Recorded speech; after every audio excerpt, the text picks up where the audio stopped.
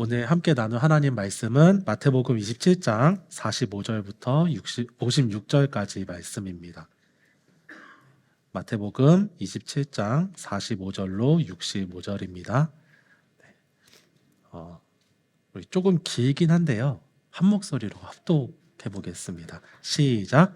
제6시로부터 온 땅에 어둠이 임하여 제9시까지 계속되더니 제9시쯤에 예수께서 크게 소리질러 이르시되 엘리 엘리 라마 사박다니 하시니 이는 곧 나의 하나님 어찌하여 나를 버리셨나이까 하는 뜻이라. 거기 섰던 자 중에 어떤 이들이 듣고 이르되 이 사람이 엘리야를 부른다 하고, 그 중에 한 사람이 곧 달려가서 해면을 가져다가 신 포도주에 적시어 갈대에 꿰어 마시게 하거늘, 그 남은 사람들이 이르되 가만두라, 엘리야가 와서 그를 구원하나 보자 하더라. 예수께서 다시 크게 소리 지르시고 영원히 떠나시니라. 이에 성소 휘장이 위로부터 아래까지 찢어져 둘이 되고 땅이 진동하며 바위가 터지고 무덤들이 열리며 자던 성도의 몸이 많이 일어나되, 예수의 부활 후에 그들이 무덤에서 나와서 거룩한 성에 들어가 많은 사람에게 보이니라. 백부장과 및 함께 예수를 지키던 자들이 지진과 그 일어난 일들을 보고 심히 두려워하여 이르되 이는 진실로 하나님의 아들이었도다 하더라. 예수를 섬기며 갈릴리에서부터 따라온 많은 여자가 거기 있어 멀리서 바라보고 있으니, 그 중에는 막달라 마리아와 또 야고보와 요셉의 어머니 마리아와 또 세베대의 아들들의 어머니도 있더라. 아멘. 네. 성금요일 예수님께서 십자가에서 돌아가셨을 때 일입니다. 오늘 말씀에서요, 예수님께서 이렇게 외치셨어요. 엘리 엘리 라마 사박다니, 나의 하나님 어찌하여 나를 버리셨나이까, 이런 뜻이라고 합니다. 이 말씀은요, 이 엘리 엘리 라마 사박다니, 이것은 시편 22편 1절에 나오는 말씀입니다.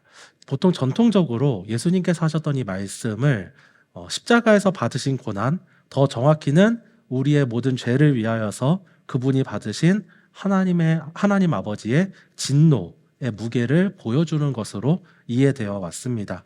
십자가형에서 오는 그 육체적인 고통도 고통이지만요, 예수님의 진정한 고통은 아버지이신 하나님, 그분의 외면과 또 그분으로부터의 단절, 그 충만하고 친밀한 교제로부터 끊어졌다는 사실이라고 합니다.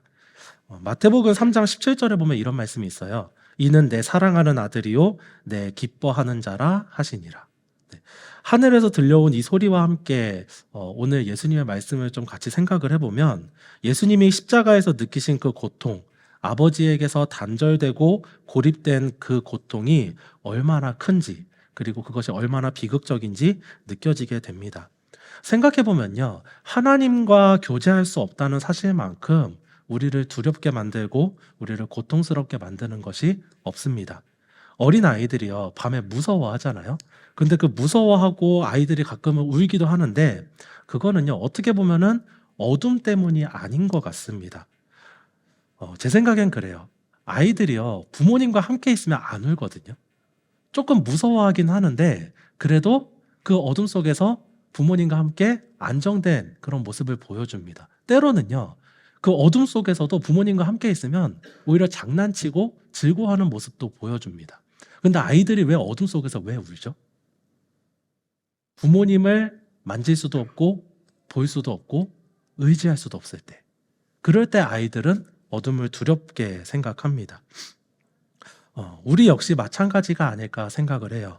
우리를 가장 고통스럽게 하는 것은 우리를 둘러싸고 있는 환경이나 혹은 상황이 아닙니다.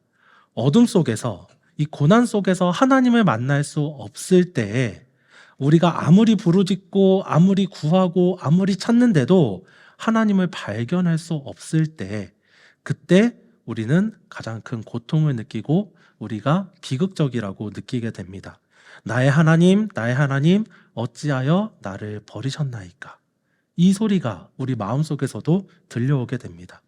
이렇게 보면요, 예수님의 외침은 정말 엄청난 비극처럼 느껴집니다. 따르던 사람들로부터 버림받았고요, 제자들에게 배신당했습니다. 그리고 마침내는 하나님 아버지로부터도 외면을 받았습니다. 하지만 이것이 끝은 아니라고 말하고 있습니다. 오늘 우리가 읽은 말씀에서는요, 예수님이 돌아가실 때 그 성소의 휘장이 위로부터 아래로 찢어져서 둘이 되었다라고 이야기합니다. 그분의 죽으심과 함께 더 이상 하나님과 우리 사이를 막고 있는 거대한 장막 혹은 장벽이 사라지게 된 것입니다. 두꺼운 휘장이 있던 자리, 그리고 그것이 찢어져 더 이상 제 역할을 못하게 된 그 자리에는 이제 새로운 길이 펼쳐지게 됩니다. 우리 아버지이신 하나님께 나아갈 수 있는 바로 그 길입니다. 그렇기 때문에 예수님의 이 외침은 비극이라고 할 수 없을 것 같습니다. 고통과 절망 속에서 저지른 비명과도 같은 것이 아닙니다. 오히려 우리가 하나님을 향해 나아갈 수 있는 그 새로운 길을 여는 외침이셨습니다. 만약 예수님께서요, 고통 속에서 하나님을 향한 어떠한 원망의 그런 감정 속에서 소리를 내지르셨다면요, 엘리 엘리 라마 사박다니 이렇게 외치지 않으셨을 것 같아요.